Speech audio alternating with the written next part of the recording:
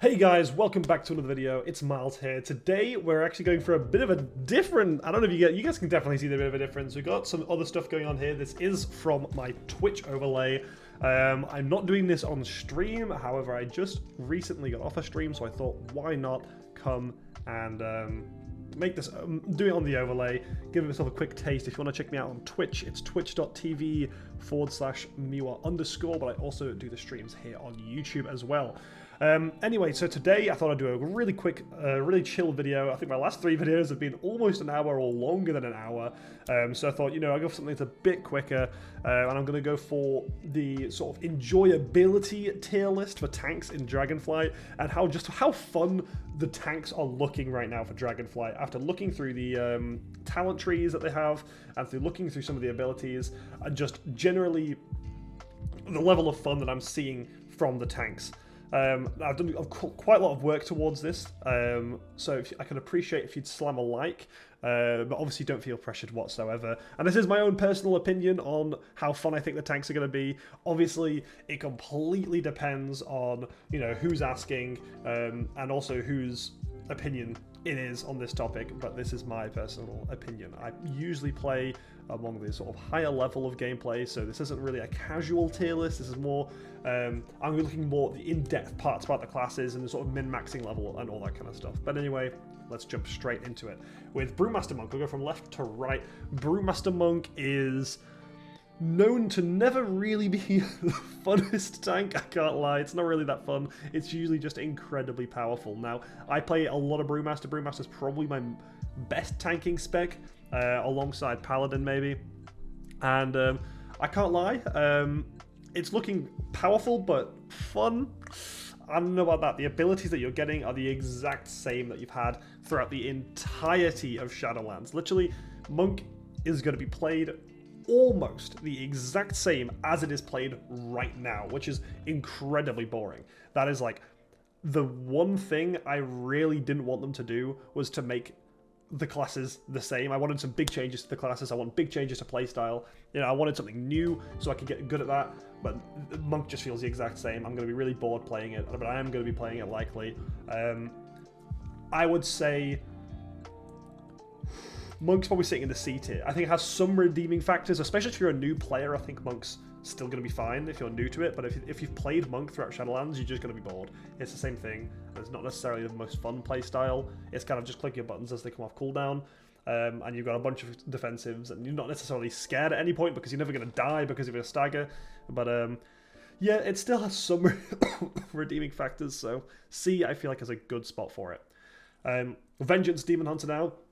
So obviously I recently just did the video on the Vengeance Demon Hunter talents, and I can't lie, it's looking pretty fun. You're going to be getting a lot of really cool abilities. The soul management is going to be a lot cooler, and especially in M+, this is, in my opinion, I think Vengeance Demon Hunter in M+ is going to be one of the funnest specs. Looking at, actually, I'll hold it down here for now, but Vengeance Demon Hunter is looking so fun in M+. The sigil usages are looking obviously really good, but obviously having the Hunt with Elysian Decree, and still being able to have so many other cool options, I genuinely think that Vengeance Demon Hunter looks really enjoyable.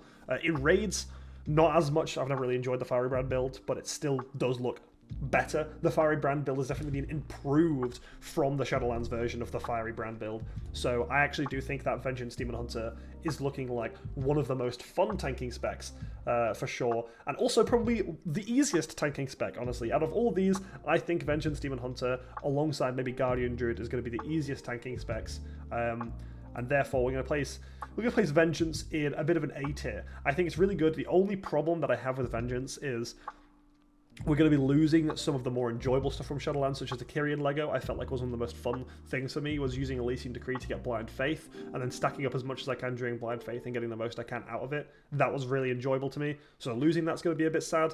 But other than that, there's still a bunch of huge benefits, and it's going to be even more fun than it is currently. So I really like how Vengeance Demon Hunter is looking. Paladin. Now, Paladin's one that I really hold a bit dear. It's one of my favourite tanks, and it's also the tanking spec that got me into the guild that I'm in today.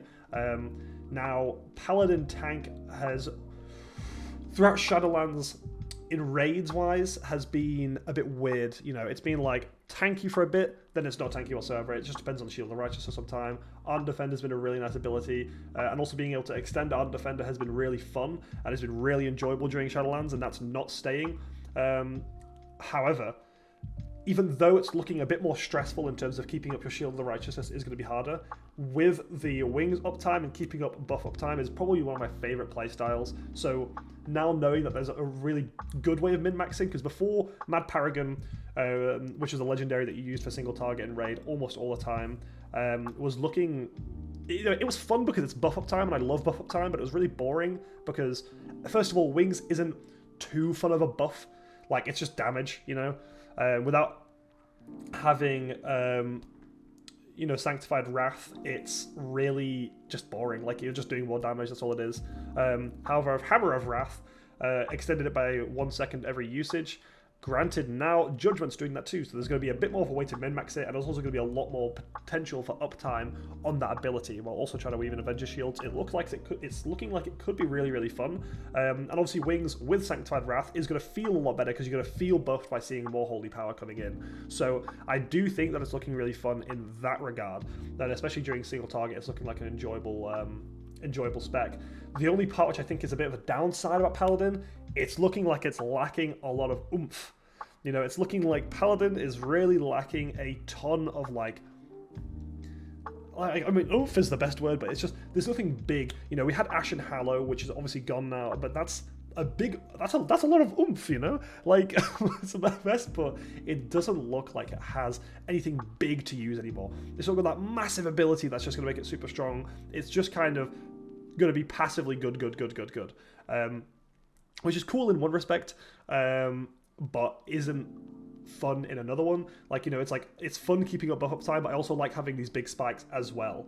I feel like if we had an ability that felt like we had a big spike that wasn't just wings, it would be a much more enjoyable spec. But because of that, it's lost a bit of its sort of fun potential, I guess you could call it.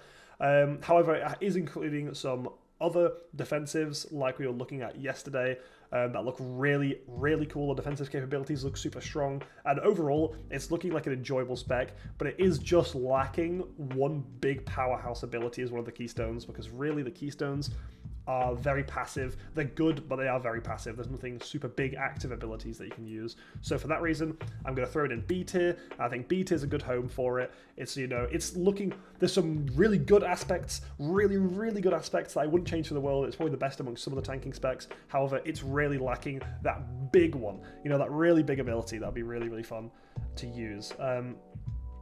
But either way, that's fine. We'll move on to Prot Warrior now. Now, Prot Warrior is one that I've probably done the least amount of looking into. I've heard so many good things about it. I've heard so many people raving about Prot Warrior, but it's not my personal cup of tea in terms of fun. However, some of the abilities that they're getting are looking fun, but also some of the things that they're looking like they have to take aren't looking as great. Like Shockwave being on a keystone is still a bit weird. I really do hope they remove that. That's in the base warrior tree. However, a lot of the other abilities are looking enjoyable. It's really, I think, bringing home the sort of, I guess, what's the good word for it? Class fantasy, there you go, of Prot Warrior, of just sort of being this, like, you know, tanky, I guess more like a machine with like a basic playstyle. Not easy, but basic. Like, nice to comprehend, but it just makes sense. So I think class fantasy wise and just tank wise, like if you want to just be a tank, like you don't want to worry about other things, you just want to be like someone that takes hits and can deal hits back and all that kind of stuff, like sort of D&D level tank, then yeah, I would go ahead and say Prot Warrior is definitely the one for you. I think during Shadowlands it actually had one of the most fun playstyles, and you're kind of keeping a bit of it, but you're losing a lot of the playstyle from Shadowlands as well. Because of that, we'll drop it in B. I think it has... it's looking really strong, which is always fun, but it's got some...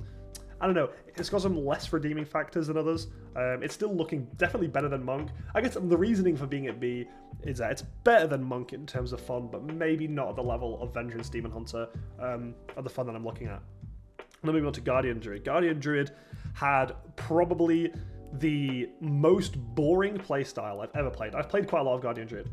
Guardian Druid's boring as all hell. Guardian Druid's so goddamn boring, apart from when you're Venthyr ramping. And yeah, you're sitting there pressing one button over and over and over and over again, but it was fun.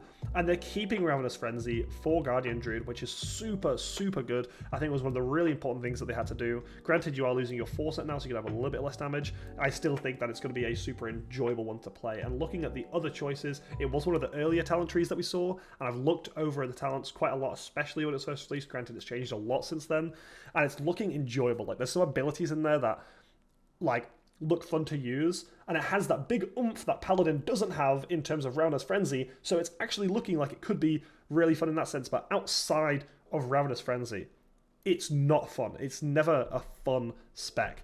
Like, Guardian Druid is very basic. Guardian Druid is the easiest tanking spec to play, and it's for a good reason. That you literally, your buttons, you know, you don't lead into anything. There's nothing really worrying about like buff up time or anything like that. Like, it's just, you play it. Like, there's nothing special about Guardian Druid besides that Ravenous Frenzy ramp. Granted, that Ravenous Frenzy ramp is still quite fun. It's not fantastic. Overall, I don't think Guardian Druid's going to be fun to play. If you're really a big fan of like not having to think about what buttons you're pressing and just kind of pressing stuff and letting it go on and just playing a very simple and easy to play tank, especially if you're raid leading, it could be a good option. But I don't know. I'm not sure how to think about it. It doesn't look that fun. In terms of power level, it's just a very numbers-based thing. There's nothing utility-wise that's going to make it super, super powerful. You know, there's nothing that stands out to me that's like, oh, that could make it really OP. It's just numbers right now. So if they made the numbers really high, it could be strong, but I don't think they will. It doesn't really apply much to the group, apart from actually the new raid buff that's coming out. But other than that, not great. It's going to go in C with Monk. And it has the same as Monk. Monk has some redeeming factors. Guardian Druid has some redeeming factors, but overall, they're both quite boring to play. Like, they're not super enjoyable tanking specs. Maybe I'm a little bit biased towards Monk because I played it so much, so I'm a little bit more bored of it. But still, I don't think Guardian Druid is looking like a super fun spec to play. And last but definitely not least is Blood DK. Now, when Blood DK's talent tree was first released, a lot of people were worried because they re-released the 4 set and the 2 set from Blood DK. Being able to extend Dancing Rune Weapon. Now, this was something that was more specific to this patch, well, not necessarily patch, but season 3 and season 4 with the tier sets, and it was insane. It's so overpowered. It's made Blood DK the best tank in the game by so far. It's incredibly overpowered, but really brain dead. Really, it basically took what was Blood DK and kind of put it to the side and added something different. But some people didn't like it. Well, a lot of people did like it. And as much as it was fun, it was a bit brain dead. It wasn't enjoyable. It didn't have to think too much about it. It made the class a bit easier. And overall, I don't feel like it was that good for the class, especially because survivability, I feel like as a Blood DK, most of your fun comes from those times where you get down to like, really low HP and you Death Strike and get all your HP back and you see yourself on the HPS meters doing loads. And with Dancing Rune Weapon being so overpowered, you didn't have that happen too often. Well, you did have it happen where you're getting like massive death strikes, but you didn't have to worry about your runic power at any point because you're just getting so much from having Dancing Rune Weapon up that you never had to worry about your HP dipping really low. You never had to worry about managing your runic power as well. That's like a huge one. Managing runic power was such a massive thing before this that it's really strange. It's kind of nullified the class. So obviously they got rid of that though, and it's not like that anymore. And it's going back to a simpler, older time that it used to be. And they've added some really cool new abilities. And one in particular is I forgot what the name of it is, but it makes it so a percentage of your healing during a vampiric blood gets converted into a big AoE explosion around you once it's over, which sounds really good. Now, a big downside I have to this is it requires you to take a ton of damage. However, during M+ especially, you're going to be taking loads of damage anyway. It could be super, super fun. And if you time it during certain mechanics in a raid, it also could be incredibly fun. It is a defensive, so you'll be using it when you're taking a lot of damage anyway. It's looking enjoyable. It's looking good. It's looking back to where it was. And I think just because we're losing the Dancing Rune Weapon, it's going to feel a lot more refreshing to play, and a lot of the abilities, a lot of the new stuff as well, a lot of the keystone abilities for standard DK talent tree, such as Soul Reaper, such as Abomination Limb, all those are genuinely making it look like it could be a lot more enjoyable to play. And with Gorfien's Grasp going on a short cooldown with a certain spec talent, you're having a lot more control over fights. You're also getting some more CC, so I do think that the control that you have as BDK is going to be super fun, especially in M+, and in raids, it's still going to be a really enjoyable spec to play, and therefore, I'm going to also place it at A tier alongside Vengeance Demon Hunter. Now, nothing is in the S tier yet because I do think that their talents need to be changed a little bit. They need to be tuned a little bit more.